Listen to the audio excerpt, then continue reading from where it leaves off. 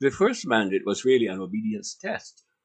Adam and Eve failed at God's obedience test because they did not follow God's instruction not to eat of the fruit of the tree in the middle of the garden.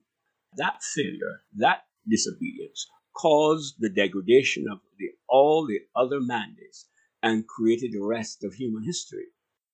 According to the dictionary, degraded can mean tainted, corrupted, damaged, reduced.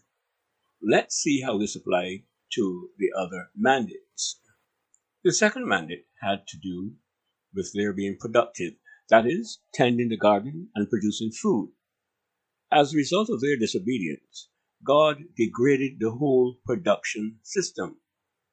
To Adam he said, "Because you listened to your wife and ate the fruit from the tree, about which I commanded you, you must not eat from it. Cursed is the ground because of you. Through painful toil, you will eat food from it all the days of your life. It will produce thorns and thistles for you, and you will eat the plants of the field." That's Genesis chapter 3, verses 17 to 18. With respect to the third mandate, God degraded the reproduction process. This is what he said to the woman, and I quote, "I will make your pains in childbearing very severe. With painful labor you will give birth to children." Notice also that the status of the woman relative to the man was reduced or degraded. And I quote, "Your desire will be for your husband, and he will rule over you." Now, both of these statements come from Genesis chapter 3, verse 15, quoted from the NIV. Incidentally, from this, we can deduce that originally God made man and woman equal in status. Now, that may surprise some of you, but if you think about it, that would be the only logical explanation. However, as part of the fall, God adjusted, shall we say, the status of the woman to be submissive to the man. This is consistent with what is written in the New Testament by Paul the Apostle. Here's Paul speaking in Ephesians chapter 5, verses 22 to 23. "Wives, submit to your husbands as to the Lord.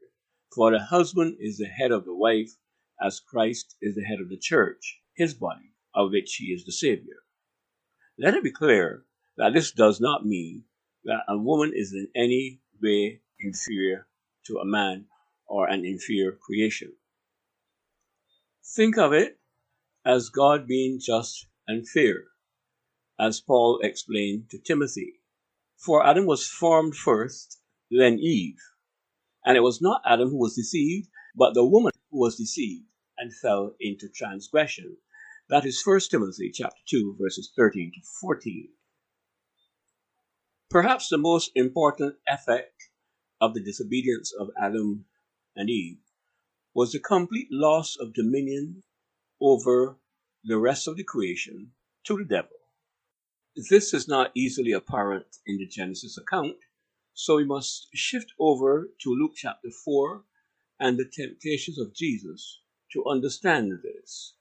In the second temptation, the devil makes a surprising statement. "Then the devil led him up to a high place and showed him in an instant all the kingdoms of the world. 'I will give you authority over all of these kingdoms and all of their glory,' he said, 'for it has been relinquished to me, and I can give it to anyone I wish. So if you worship me, it will be yours.'" Luke chapter 4, verse 5 to 7. Did you notice that? Did you notice that Satan said that authority over the kingdoms of the earth had been abandoned or relinquished to him? Was he telling the truth? How can we tell? The answer to that is simple. Jesus challenged Lucifer's desire for worship, but he never challenged the veracity of Lucifer's claim. All throughout his ministry, Jesus stated that Satan was a liar, but here he does not indicate that Satan was lying. The obvious reason is that the devil was not lying. He speaks the truth when it suits his purpose, which is to steal, kill, and destroy. But why should Adam's act of disobedience cost him his dominion over the earth? The answer is in a principle articulated by Paul in Romans chapter 6 and verse 16, and I quote, Do you not know that when you offer yourselves as obedient slaves, you are slaves to the one you obey, whether you are slaves to sin leading to death or to obedience leading to righteousness? Let's read that again because this is a very important point, very important principle.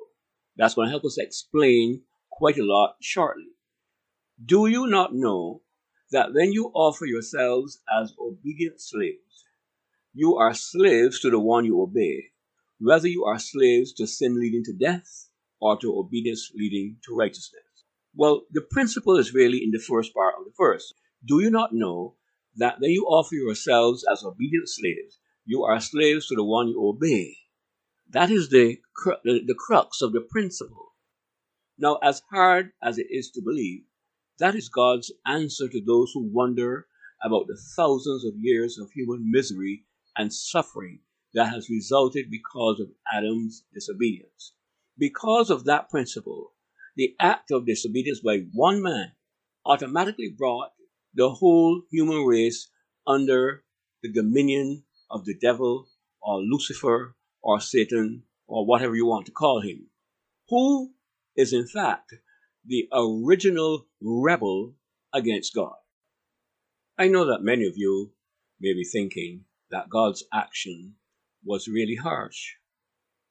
I had similar thoughts until I came to understand that God specializes in recovering situations that look like total disaster. Shortly, you will see how God used that very same principle in Romans 6:16 to bring about the redemption of the world. Because even at the very beginning of the human race, Romans 8:28, thank God, was true. And I quote, "And we know that God works all things together for the good of those who love him, who are called according to his purpose."